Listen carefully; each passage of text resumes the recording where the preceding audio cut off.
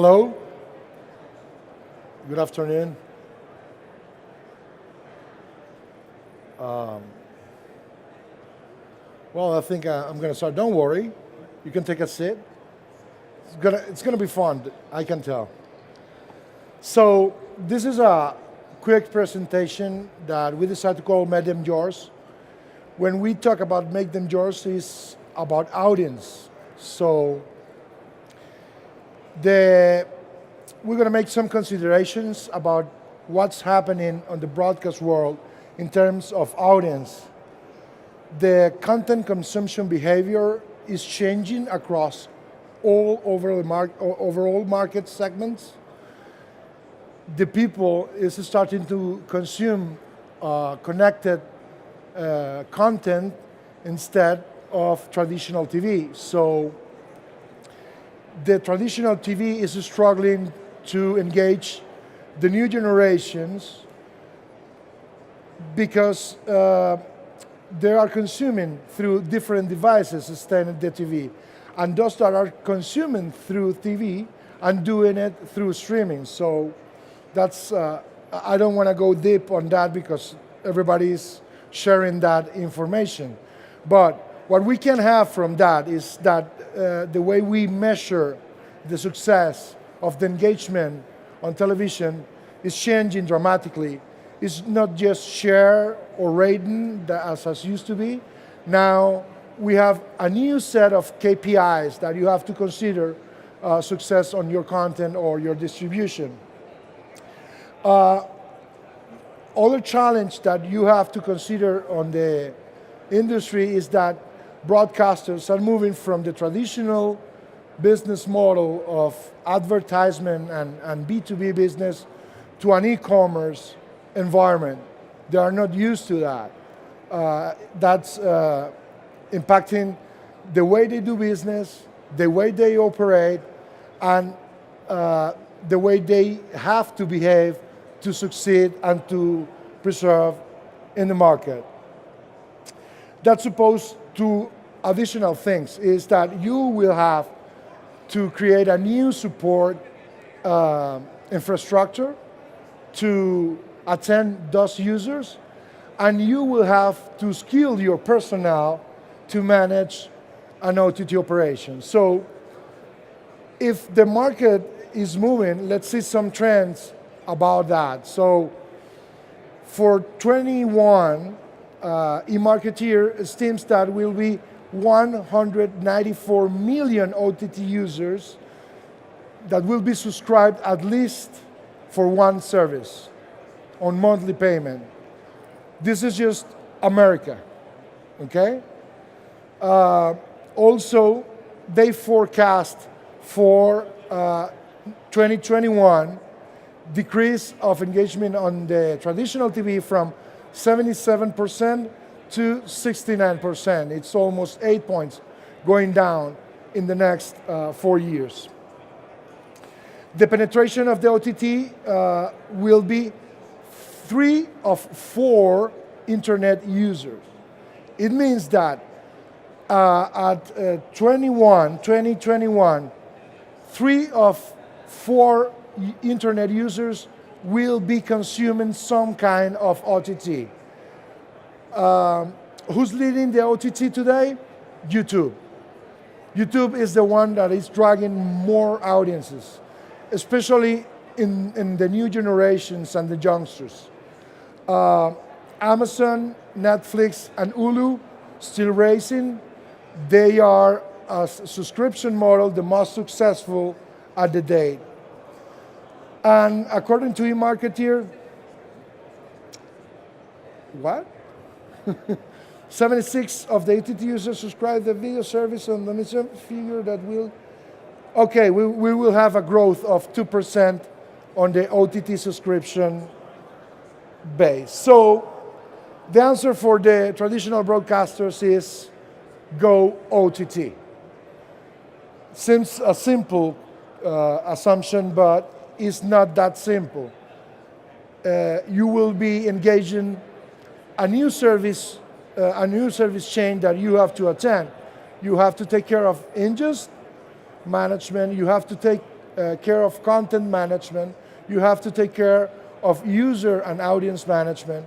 You have to take care of security to protect your assets in the cloud. You have to take care of the network delivery, and you have to take care of the different applications and screens. So it's kind of complex. You have too many pieces in movement in order to have an OTT operation in place. DOS challenge starts by the money and time consuming integrating all DOS services in just one platform. When you walk the South Hall on the upper side, you will see around 300 vendors offering each and one of these pieces of the microservices that you have somehow to put together. So that means that you will integrate them, and that takes kind of time and money. There you will have interoperability issues. It means that when you have vendor A, vendor B, vendor C, and vendor D, and something goes wrong, vendor A checks the logs, vendor B checks the logs, everybody seems to be fine, but you really can't point who is causing the flaws, and it's pretty complex to solve the problems. So the integration process also brings in account that solving issues real time is kind of complex. The other challenge that you will be facing is you will have a vendor lock issue. It means that once you get to a pool of vendors taking care of the services, it will be pretty complicated to pull out from DOS vendor pool. The other challenge that you will be facing is the screen deployment. Each different platform and device needs a new application. So you will be facing the challenge of building DOS app along the way. Usually what happens is that the traditional broadcasters used to think that, well, as I am on the TV, I will start by web, iOS, and Android. And they always forget about their natural screen, which is the TV. So they have to take into account set-top boxes, consoles, and all those sticks that allows the consumers to watch you on TV. So there is, when you start your OTT operation, you start to understand that you are you start to change the model and how to engage your audiences. Who governs your operation is the content. The content is the one that drags the audience. And you want to keep them. You want to own them. You want to make them yours. You want to be able to not just make them grow, you want them to stay with you. So along the way, you have to change certain aspect of your operation because you will start to learn from them. So here is my advice. Here is how I see it. You don't have to think on integration. You have to think on orchestration. You have to look for a platform that keeps flexible, that allows you to change when you start the operation, because you're gonna make changes. Me and my brother and I co-founded Vivo Play, which is an OTT operation in Latin America 5 years ago. We have changed the platform 3 times. So you have to be aware that changes are coming. You have to try to look for a platform that decouples all the microservices. When I say microservices, when you go to ingest, you have several services inside of ingest: transcoding, transmuting, storage, logging. When you go to content management, you have metadata, EPGs, advertising. Each microservice has to be decoupled. It has to be able to turn on or turn off depending on the requirements of the moment. Orchestration also breaks the lock vendor because allows you to plug and unplug as will any service and change the vendor in a very, very easy fashion. Other thing is that you will have an ongoing optimization operation. You always will be learning, growing, if everything is going right. So you will be needing optimization of that platform time to time. If you are in an orchestration platform, you will be able to change those services along the way. And other thing that you will be gaining on the orchestration model is that you will be gaining, the data mining will be very, very much easy. At the end of the day, as we start saying, the reason because we are going OTT is because we want to own the audience.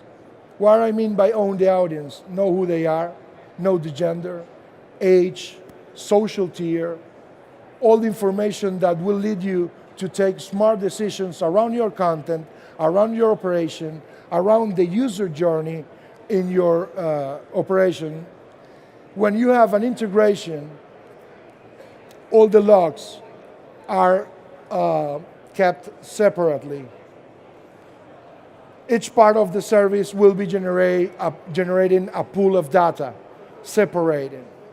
If you go on orchestration, all that data can be grabbed together. That will allow you to cross data and information around that. Something that you have to learn about the